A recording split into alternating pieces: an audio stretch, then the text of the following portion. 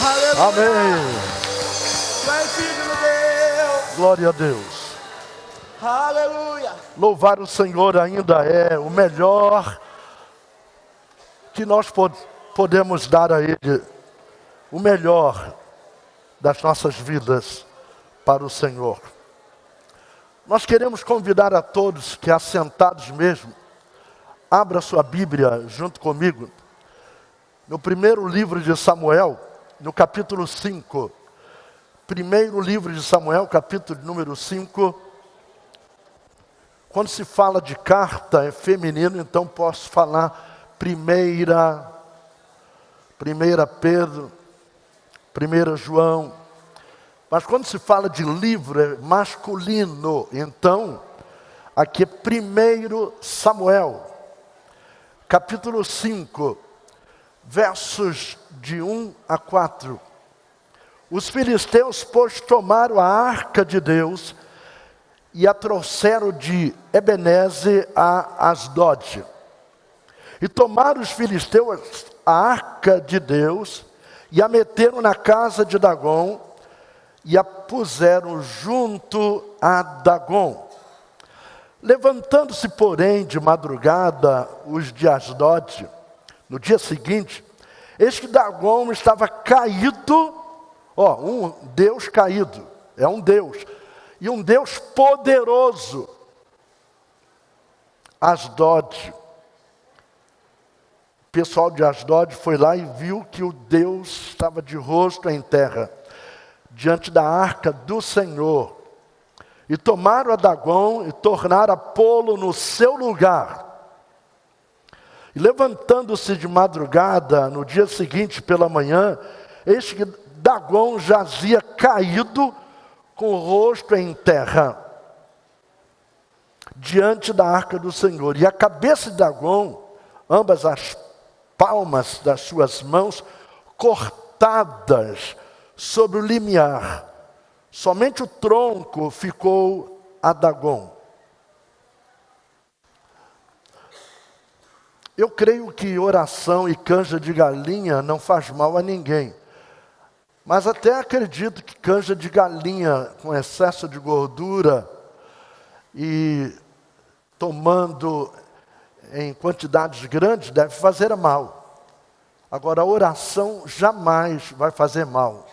Eu sempre digo, nunca ouvi uma notícia de alguém que está passando mal porque orou muito. O fulano não está bem não. Qual é o problema dele? Ele orou muito. É sempre o contrário, os nossos problemas é quando oramos de menos, falamos de menos com Deus. Pai querido, todos aqui nesta hora, neste momento, e aqueles que nos acompanham, eles querem ouvir a Tua palavra, nós queremos ouvir a Tua palavra, não é a palavra do pastor. A instrumentalidade é do pastor, mas a palavra é Tua, é para a glória e honra do Teu nome. Oramos agradecidos em nome de Jesus. Amém. Fazendo o que é certo da forma errada. Todas as coisas que acontecem na nossa vida são consequências de algum tipo de atitude. Boa ou má. Se tem aqui algum advogado, você é advogado porque você tomou uma atitude de fazer o vestibular, entrar na faculdade e estudar direito. Se tem professores aqui, naturalmente, eles entraram na faculdade, foram fazer pedagogia. O resultado é que hoje são professores. Nós temos uma história terrível, tremenda, porque tem muitas maneiras de fazermos as coisas que Deus nos orienta a fazer. Se todas as vezes que Deus nos orienta a tomar um caminho, e eu fizer da forma que Deus determina, eu vou me dar muito bem. Por exemplo, se eu quero ir para Petrópolis, eu vou pegar o melhor caminho, é o Washington Luiz. Mas se eu cismar de ir a Petrópolis, na contramão, a não ser que eu vá a pé, me desviando dos carros, a pé, pelo cantinho, e me arriscando morrer atropelado.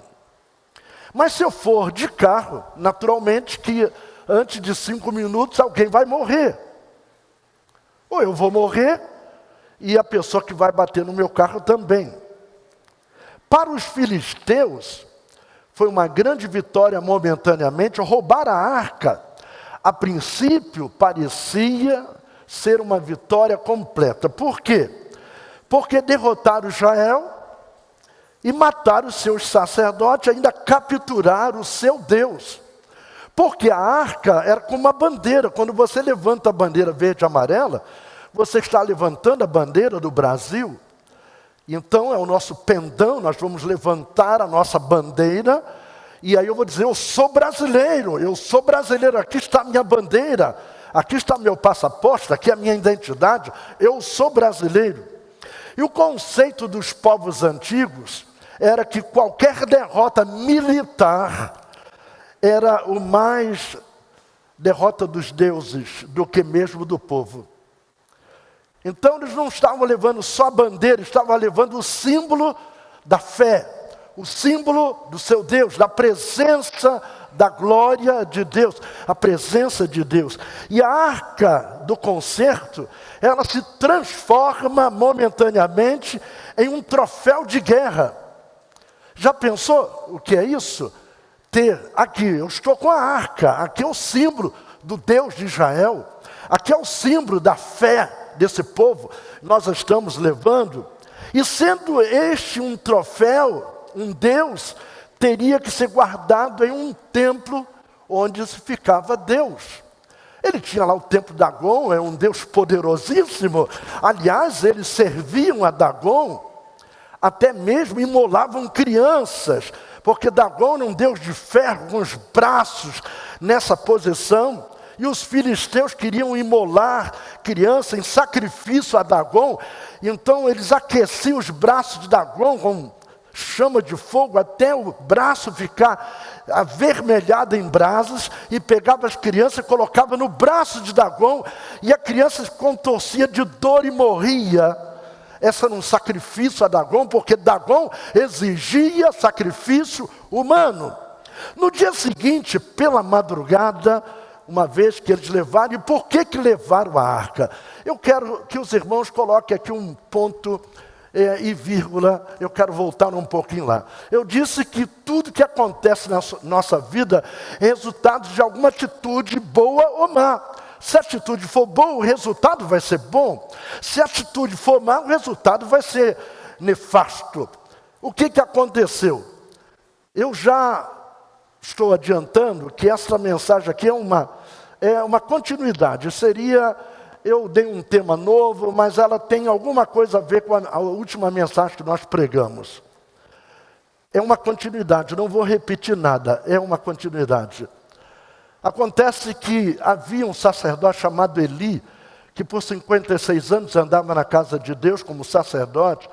Como sumo sacerdote, já estava ali juiz há 40 anos. E ele tinha 2 filhos que eram filhos do diabo. Eu até falei, como pode uma coisa dessa, um sacerdote ter um filho que é filho de Bilial, e eles eram aspirantes ao sacerdócio. Aliás, já estavam utilizando ali por quê? Porque o pai já estava cansado, já estava velho. E havia sempre uma rixa, uma guerra entre Israel e os filisteus. Aliás, um dos maiores inimigos de Israel foram os filisteus. Então, pela manhã, houve uma guerra, houve uma peleja, e morreu muita gente. E os filhos de Eli fugiram. Entraram na casa onde estava a arca, pegaram a arca e disseram, agora nós vamos enfrentar ele com a presença da arca. Fazendo uso formal e supersticioso das coisas de Deus. Quando eu uso a palavra de Deus, num uso formal, sem fé, sem estar ancorado na pessoa bendita de Jesus Cristo, eu não vou me dar bem de jeito nenhum. Então, os filisteus, ao verem aquele povo com a arca, eles momentaneamente temeram, mas logo em seguida recobraram força e vigor e avançaram. Mataram 34 mil israelitas. Irmãos, que massacre! Agora eu lhes pergunto, Guerrear contra os filisteus era certo ou era errado? Eu lhes digo, era certo. Mas a forma era errada. Eles estavam fazendo uso errado da arca. A arca não era para guerra. A arca era um símbolo da presença de Deus. E aí o que aconteceu? Os filisteus se deram bem nessa, levaram a arca, se deram bem momentaneamente. E essa arca é levada para a casa de Dagom porque era um deus.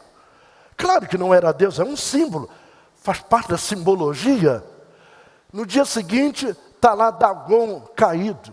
Levantaram Dagom, no outro dia está com as palmas cortadas, a cabeça cortada, só o tronco de Dagom. E se ficasse só nisso, irmão, seria uma bênção. Mas o que aconteceu?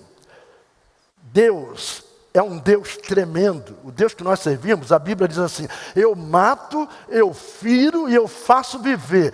O que você quer dessas três coisas? Eu mato, eu firo e eu faço viver. O que aconteceu? Pragas de rato. Começou a morrer gente com praga de rato. Hemorroidas, os homens morriam de hemorroidas. Começou, então, se eu vejo a peregrinação, eu vejo aqui um enigma tremendo, porque as 5 cidades dos filisteus foram visitadas pela arca e todas elas teve maldição. No outro dia, pela madrugada, voltaram ao templo e que vergonha, que humilhação. Dagom está caído, seu Deus estava todo mutilado, sem cabeça, sem mãos, só lhe restava o tronco. E o conceito que os filisteus tinham de Dagom era um conceito de um Deus poderoso. Era um Deus único que ele tinha tanta confiança. Em Gaza havia um famoso templo erguido em seu nome, 1 Samuel, está lá em Juízes e tudo mais, eu não vou entrar nesses detalhes. E Dagom agora destruído, mutilado pelo poder do Deus de Israel, e o pior estava por acontecer. Essa captura da arca para os filisteus seria um grande desastre. Aquilo que ele achava, aquilo que eles achavam que seria uma grande vitória, está aqui, ó, o Deus de Israel está preso nas minhas mãos, nas nossas mãos. Nós somos mais poderosos do que ele.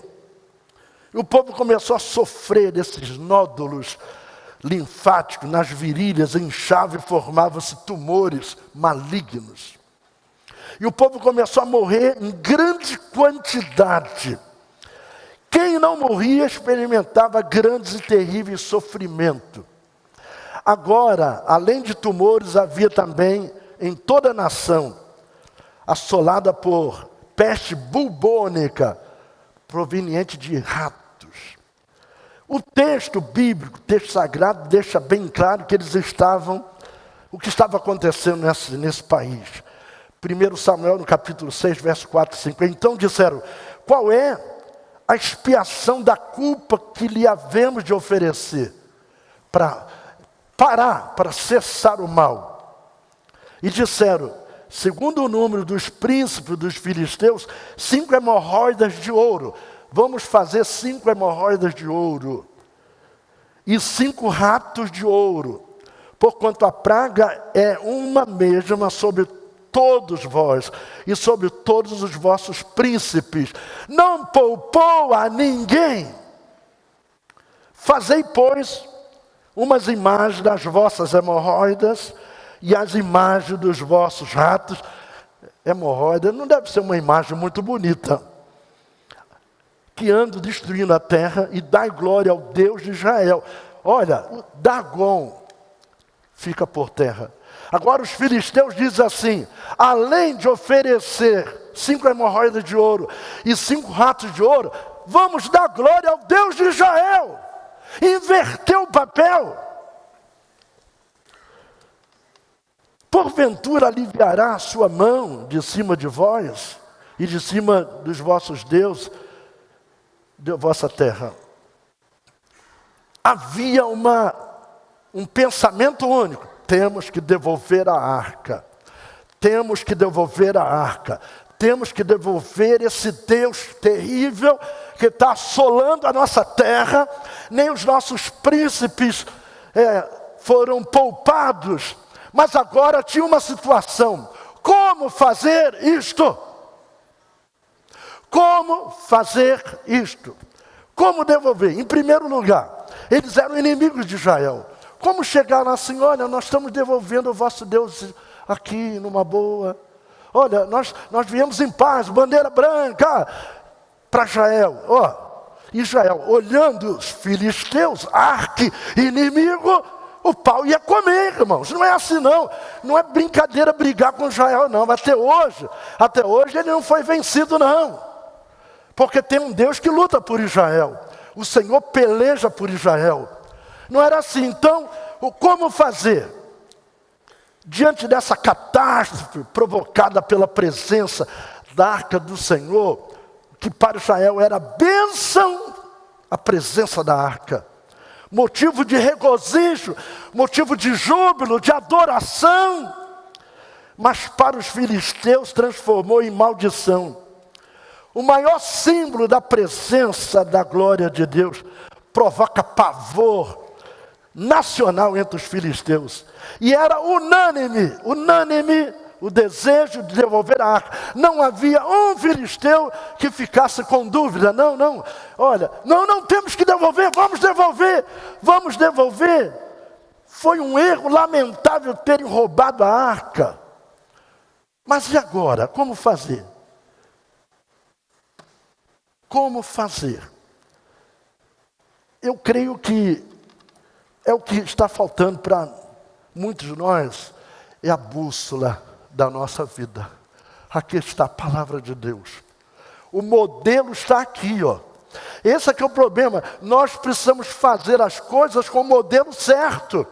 Fazer as coisas do modo certo. Nós não podemos fazer do modo errado de jeito nenhum.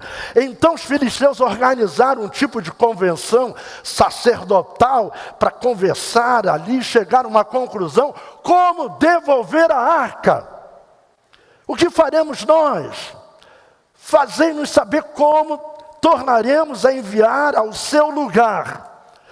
1 Samuel capítulo 6, verso 2 diz: os filisteus chamaram os sacerdotes, os adivinhadores, dizendo: que faremos nós da arca do Senhor? Fazei-nos saber como a tornaremos a enviar ao seu lugar. O modelo, eles não tinham modelo. Eles não tinham fórmula. Eles não sabiam como fazer. É diferente de nós. Quando Deus nos dá uma ordem, nós sabemos como fazer. Nós temos o modelo da vontade de Deus. Como fazer? Depois de discutir o assunto, chegaram a uma conclusão. Devolver a arca num carro novo. O carro tinha que ser novo, é superstição pura. Puxado por vacas com crias novas. Tudo coisa de superstição. Pura superstição. 1 Samuel, no capítulo 6, 7, 8, diz: agora, pois, tomai e fazei-vos um carro novo, e tomai 2 vacas que criem, sobre as quais não tenham subido o jugo, e atai as vacas ao carro, e levai aos seus bezerros após elas para casa. Irmãos, presta atenção, tudo aqui é superstição. Não tem nada de positivo, não tem nada de novo aqui, é tudo coisa velha. Então tomai a arca do Senhor e ponde-a sobre o carro, metei num cofre ao seu lado as figuras de ouro, que os ratos e hemorroidas, que lhes haveis de oferecer em expiação da culpa, e assim enviareis para que se vá. Irmãos, os filisteus, eles tinham uma noção de que era preciso mandar alguma coisa de valor para expiar a sua culpa de ter roubado a arca. Expediente humano, puramente supersticioso. O homem sem Deus não tem discernimento, o homem sem Deus não tem a direção, o homem sem Deus não tem o modelo. Como fazer isto? E até hoje continua assim a situação. Tarólogos, jogo de búzios, sexta-feira 13, gato preto. não passar por baixo de escada, amuletos. Com esse expediente próprio, eles iriam conseguir devolver a arca. Mas agora tem um outro detalhe. Eles não podiam se expor demais. Você sabe que animais, quando a tração animal, ela precisa de alguém cuidando, dando umas cutucadas. No caso de boi é cutucada, no caso de cavalo é chicotada. Da chicotada aí ele vai, ele sofre aquela chicotada, ele tem medo de receber outra, ele avança. O que aconteceu? Eles não podiam se expor demais. Eles foram até uma certa distância, e aí entra Deus até nas vacas, dirigindo os passos da vaca. Naquele momento, os israelitas estavam no tempo da cega. Eles estavam cortando, recolhendo aquilo que tinha plantado, o trigo. E os filisteus então cutucaram as vacas com crias novas, uma arca e ao lado um cofre com tumores de ouro e ratos de ouro. E quando cutucou, as vacas foram na direção exatamente onde deveria ir, no arraial de Israel, onde estava acontecendo ali a festa da colheita. E então houve um grande júbilo. E para os filisteus, a cessação, a parada da maldição de não morrer mais gente com peste bubônica, nem de hemorroidas e nem nada disso. Agora vejam bem, essa arca, ela vai para a casa de um homem chamado Abinadab. E lá na casa de Abinadab, essa arca fica durante 20 longos anos. Pensa nisso aí. E sabe o que aconteceu na casa de Abinadab? Ninguém morreu de peste bubônica, ninguém morreu de tumores linfáticos, hemorroidas, etc. Ninguém. Mas também não aconteceu nada de bom. Às vezes o crente está vivendo este episódio, sabe, não acontece nada de mal, mas também não acontece nada de bom. É como se eu desse um passo para frente, mais um para trás, um passo para frente, mais um para trás. Passa 10 anos, eu estou no mesmo lugar. Passa 20 anos, eu estou no mesmo lugar. Não evoluí, não cresci, não desenvolveu, nada. Será que esse é o modelo de Deus para as nossas vidas? 20 anos, Samuel já tinha morrido. Saul, que fora ungido rei, agora está completamente desviado e ferido em combate, acabou se suicidando. Ele pediu ao escudeiro que lhe acertasse, porque ele, lutando com os filisteus, ele foi machucado, muito gravemente ferido. E ele pensou assim, Saul, mesmo desviado, eu não vou morrer na mão desses incircuncisos. Chamou o escudeiro dele e disse, me acerta com a tua lança. Jamais isso vai acontecer, porque os escudeiros, os seguranças, eles fazem um propósito de garantir a vida do rei, do presidente da república. Se uma bala vier na direção do presidente, o segurança põe o peito na frente. É assim, eles vão correndo do lado do carro, e vão ficando antenados ali, correndo ao lado do carro. Como é que então ele podia matar a Saul? E Saul, vendo que a energia dele está acabando, a vida dele está se esvaindo, ele pega a lança do escudeiro e se lança contra a lança e se mata. E agora, Davi já foi escolhido por Deus e pelo povo no lugar de Saul. E mais um tempo à frente, Davi é escolhido como rei nacional, não só de 2 tribos, mas de todas as tribos de Israel. E Davi então sente o desejo de trazer a arca de volta, que está na casa de Abinadab. E Davi então faz a coisa certa, o pensamento certo. A arca nunca deveria ter saído de lá. Nunca deveria. E Davi tem o pensamento: vou trazer a arca para a casa de Deus. Depois, nesse período de 7 meses de lutas distante da arca, 1 Samuel capítulo 6, verso 1, nunca mais foi colocado no seu lugar original, que era o santuário. Porque ela veio, ficou na casa de Abinadab 20 anos. Samuel, durante a sua judicatura, nem pensou em fazer isso. Não se importou em trazer. Sabe quem é um crente que não se importa com as coisas de Deus?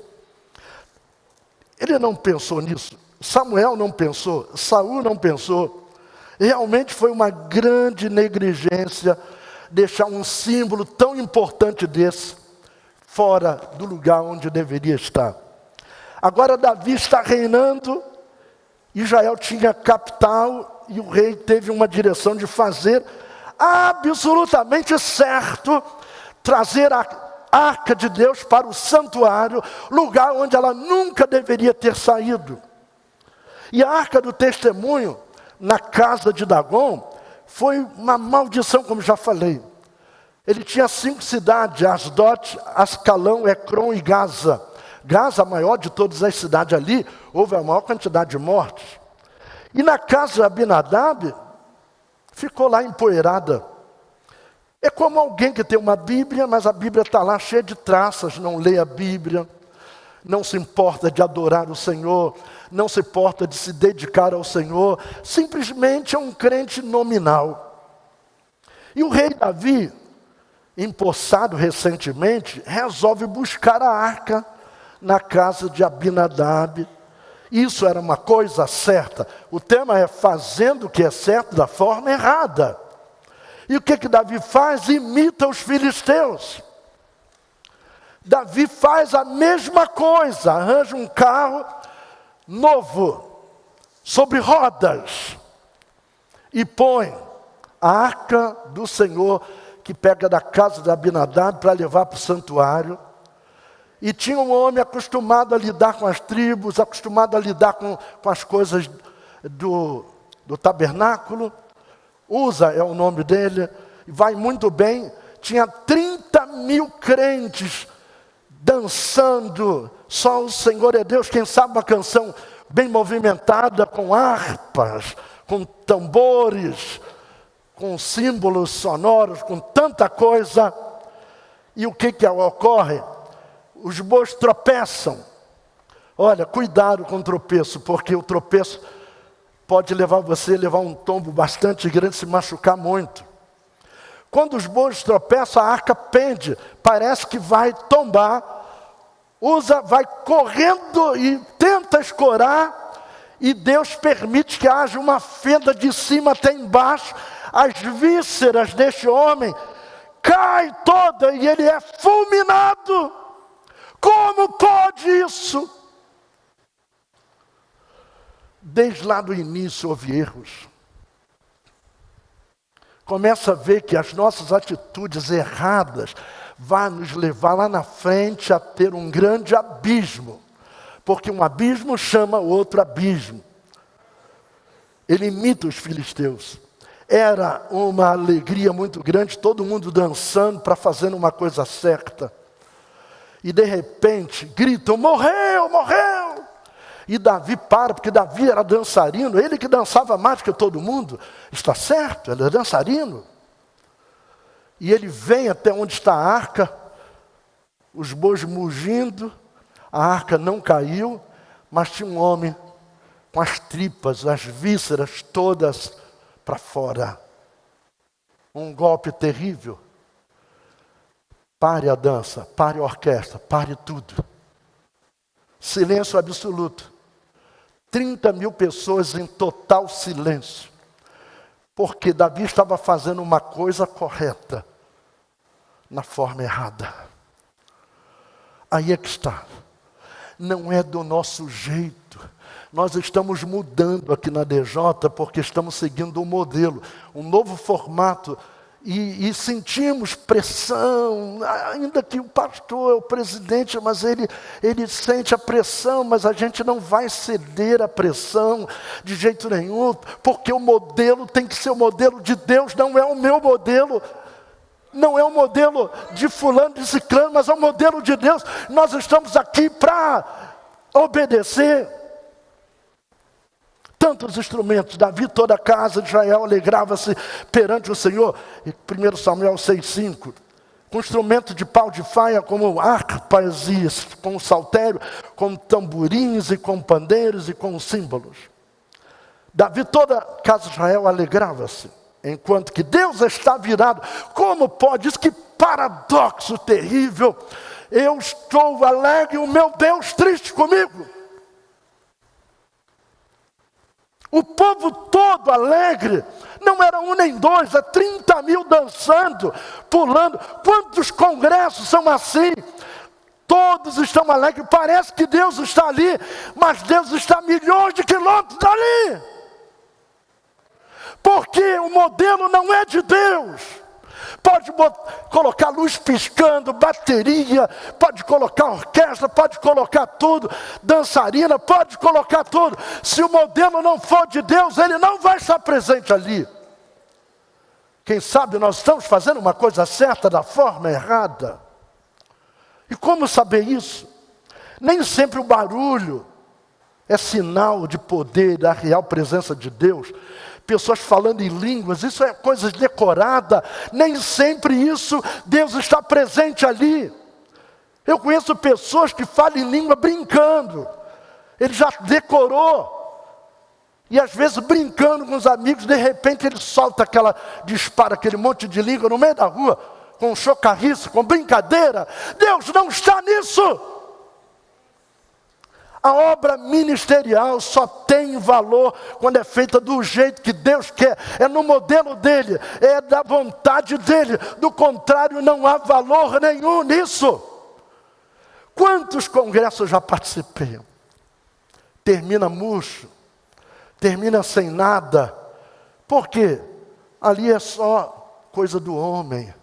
É fácil ajuntar pessoas, é só dizer quem é que vem cantar. Dá o nome de um pregador famoso e você dá 50 mil para esse pregador famoso, você vai colocar 10, 15, 20 mil pessoas dentro do ambiente por causa do homem, do nome da pessoa que vem. Eu não vou citar nomes aqui. Deus estava irado. E um homem morre. Por quê? Porque Davi transportava a arca do Senhor de forma estranha ao modelo que ele aprendeu. Eu vou reprisar isso aqui. A arca tinha 4 argolas. Eu gostaria de ter um som aqui para dar mais brilho à pregação. Coloca o som, o teclado. A arca, vamos chamar isso aqui de arca. 1 argola, 2 argolas, 3 argolas, 4 argolas. Vinha com os varais e metia os varais nas argolas. E o texto bíblico diz, não remover esses varais. Fala de prontidão. Tinha que estar pronto sempre, pronto sempre, pronto sempre. Prontidão. E vinha ali então, levita, enfiava o ombro ali, o outro lá e vinha caminhando, caminhando. Deixa eu ver aqui. Vem, meu querido pastor Ismael, pega aquela cadeira ali. Pega aquela cadeira ali. Mostrar aqui como é que se carrega a arca. Pega essa cadeira, vem para cá. Agora faz o seguinte. Eu vou pegar de costas e você de frente para mim. Pega, põe no ombro, põe no ombro, põe no ombro. No teu ombro, pode colocar isso assim. Vamos caminhar, assim que se leva a arca. Vamos lá. Pode dar glória a Deus, irmãos. Pode dar glória a Deus. É assim que se carrega a arca. Obrigado, querido. Não é sobre carro. Não. É sobre o esforço do homem. Sacrifício do homem. Deus usa o homem. É o instrumento especial de Deus, o homem. Em Êxodo 25:15 diz: as varas estarão nas argolas da arca e não se retirarão dela. Isso fala de uma prontidão constante. O homem de Deus tem que estar pronto. O crente tem que ter uma expectativa para andar segundo a vontade de Deus. E a obra de Deus é levada sobre o ombro do obreiro. Os filisteus, por falta de um modelo bíblico, devolveram a arca do Senhor num carro novo. E agora, Davi faz a mesma coisa. Davi conhecia o modelo bíblico. Davi conhecia a fórmula. Davi conhecia o expediente divino. O expediente é divino, não é humano. Os bois tropeçaram, a arca pendeu, Uza estendeu a mão e morre. Querido, quem sou eu e quem é você para tentar achar que podemos sustentar a obra de Deus? Porque quando a arca pende, ele tenta segurar. Quem somos nós para sustentar o que é de Deus? Irmãos, eu posso me estribuchar aqui, me arrebentar todo, não vou mudar uma vírgula. Se é no meu esforço, não vou mudar nada. Mas quando eu estou andando segundo a vontade de Deus, segundo o modelo que Ele deu, segundo aquilo que Ele prescreveu, aí eu vou me dar muito bem, sem fazer esforço nenhum. É como um carro, já pensou um caminhão com a direção não hidráulica?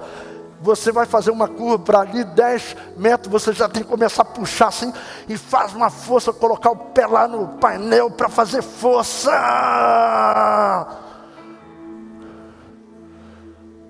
Agora tem também o carro com direção hidráulica, mas o motor está desligado. E aí, um carro com direção hidráulica, o motor desligado, ele vai descer de morro abaixo, vai sim. Mas a direção vai ficar um pau, mas muito dura, muito dura. E para amaciar essa direção, descer na Serra de Petrópolis, dá para descer com o motor desligado de cima até embaixo. Eu desço essa serra sem acelerar. Eu desço freando, senão o carro vai embalar demais. Eu desço freando. Mas a direção levinha, sabe por quê? Sabe qual é o segredo da direção estar leve? A chave está ligada. Pegou? Fale comigo, a chave está ligada. Basta ligar a chave. Vai ficar macio. Vai ficar fácil. É só colocar o joelhinho no chão, falar com o Senhor, a chave entra em contato com a ignição. Carro novo significa modernismo teológico. Hoje a igreja do Senhor está perdendo identidade porque está imitando o mundo.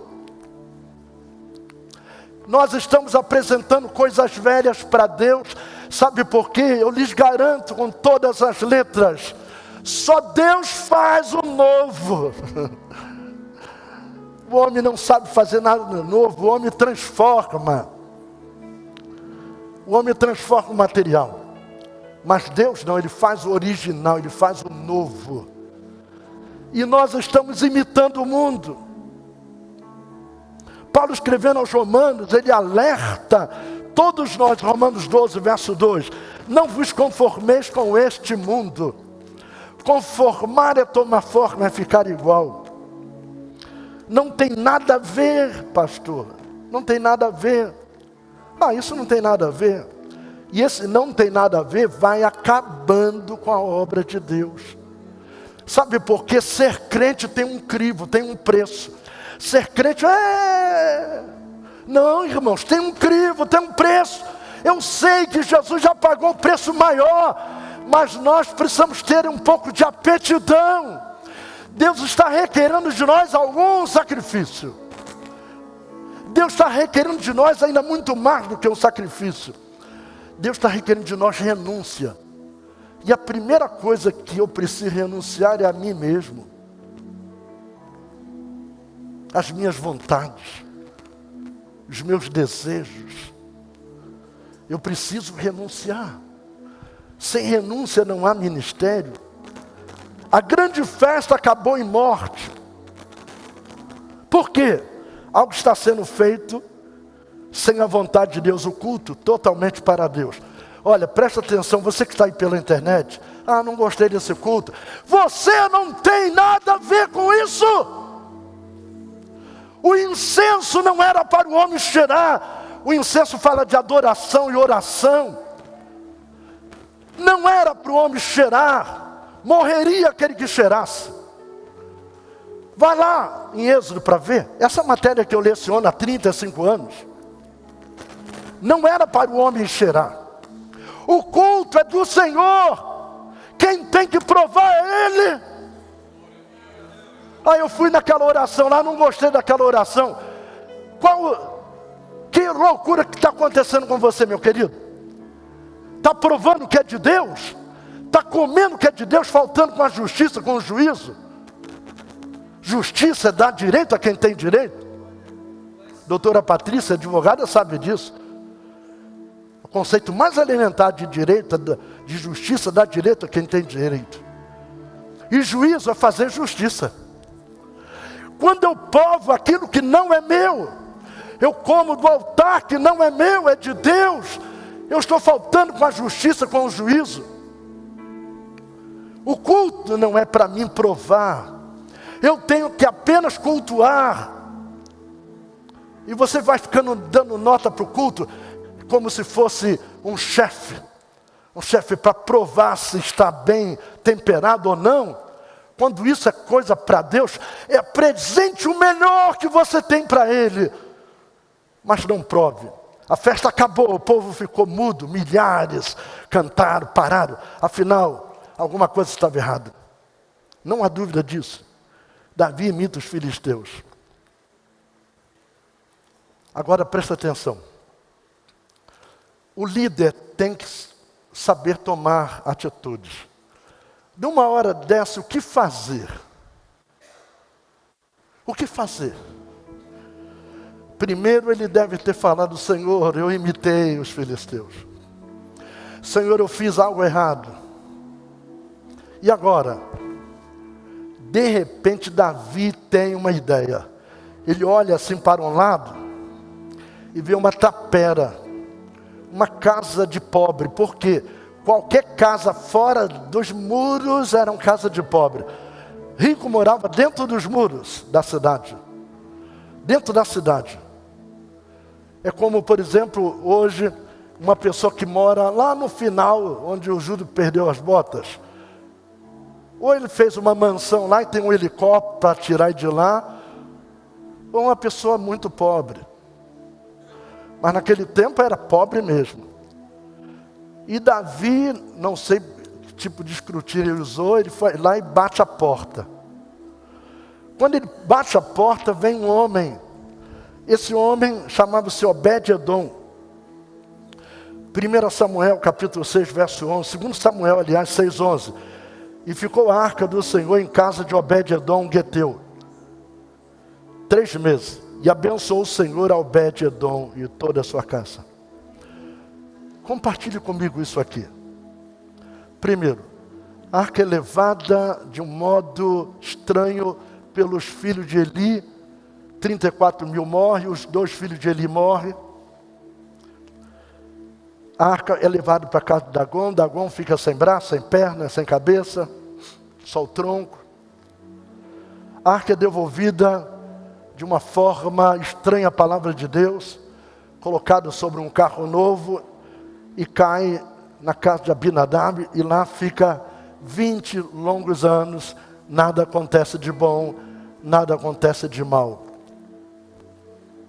Às vezes eu pergunto a alguém: como é que está lá as coisas?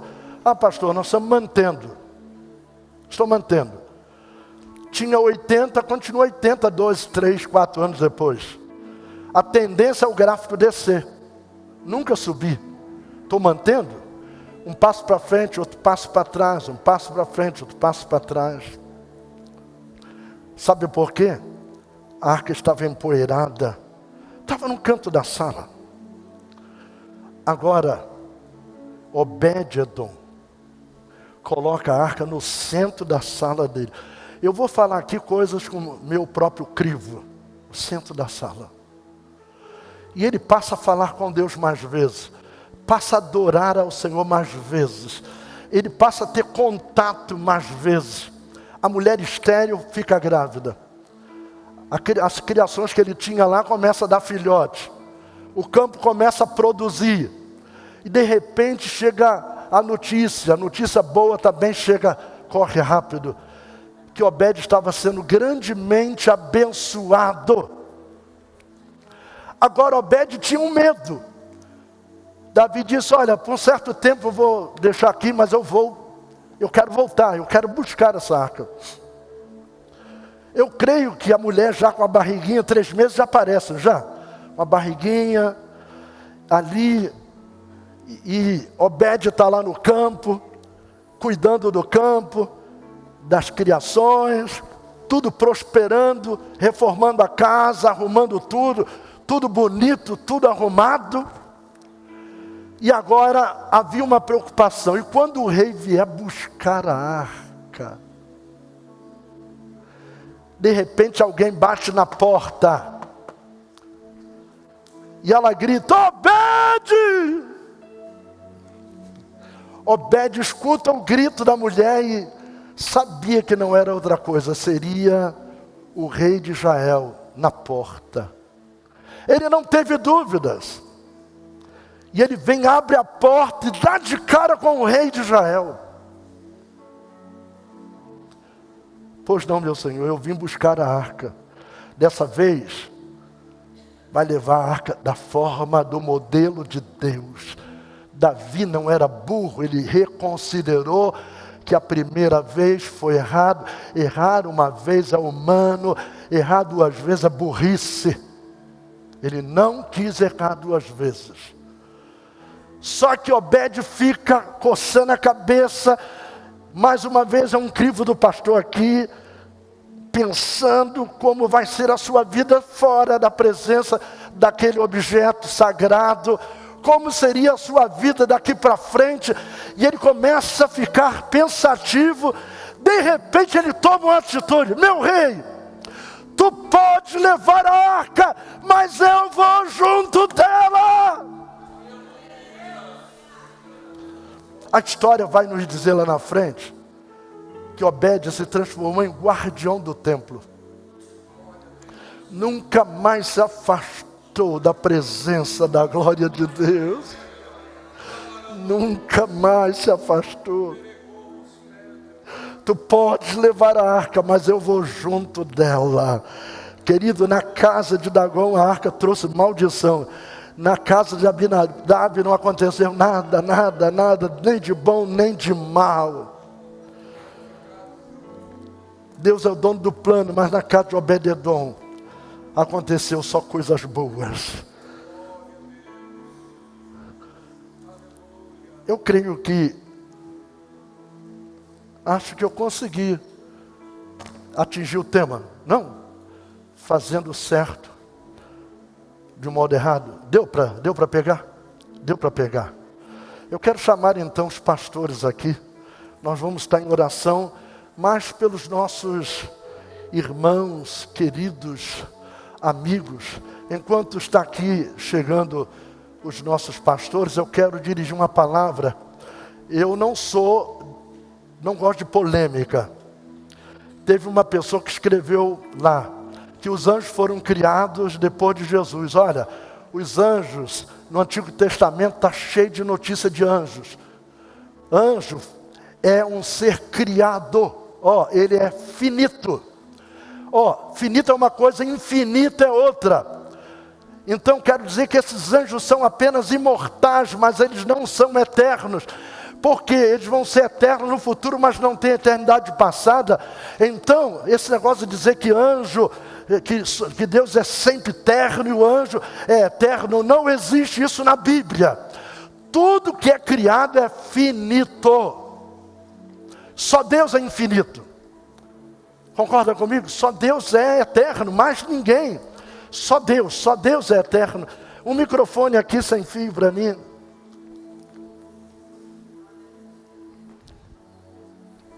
Você que está aí pela internet,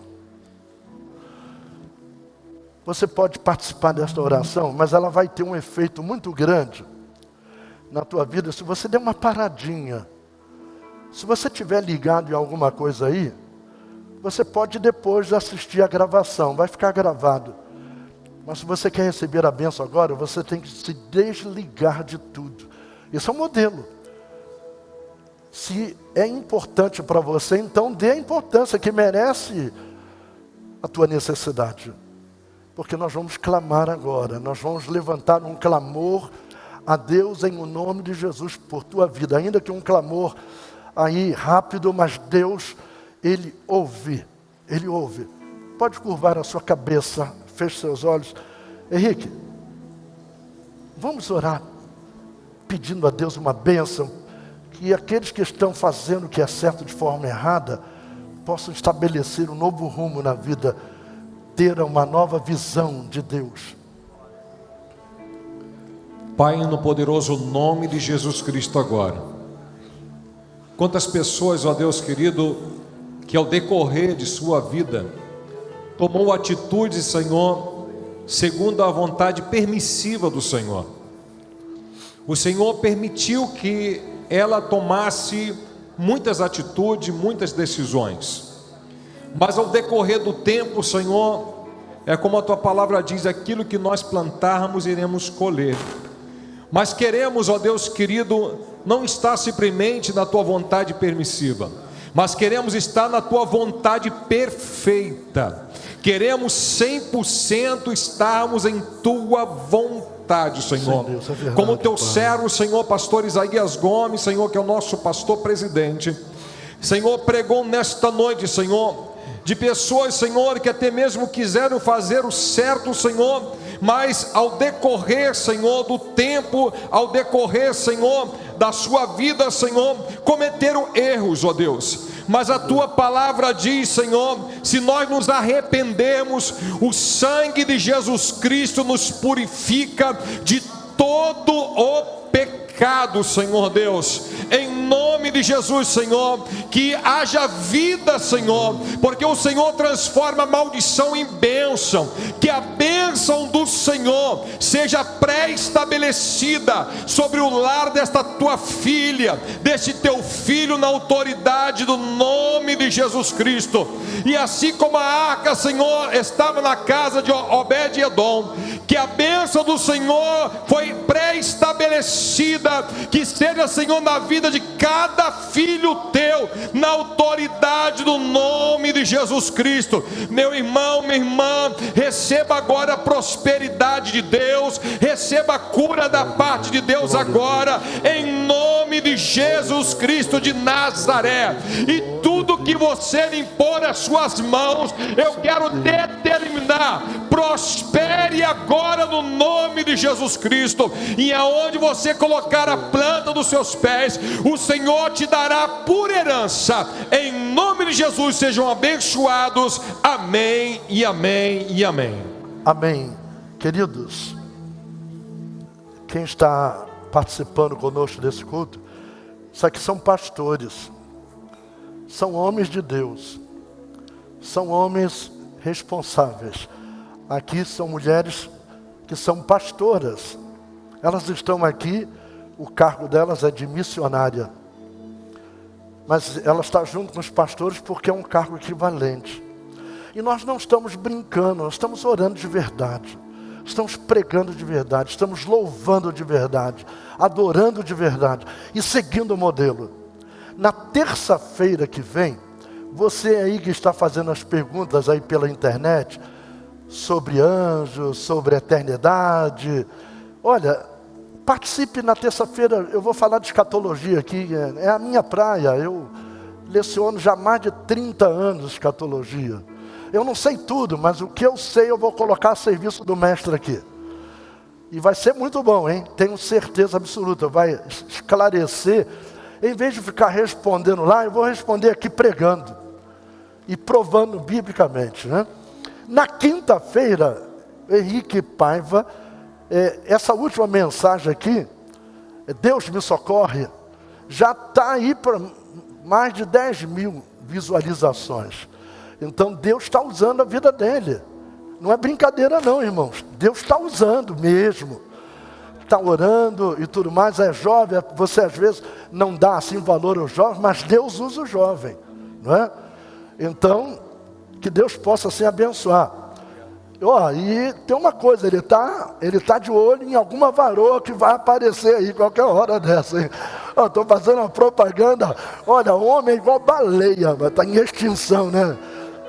Está em extinção, então que Deus possa te abençoar. E que todos sejam abençoados em nome, por amor de Jesus Cristo. Amém.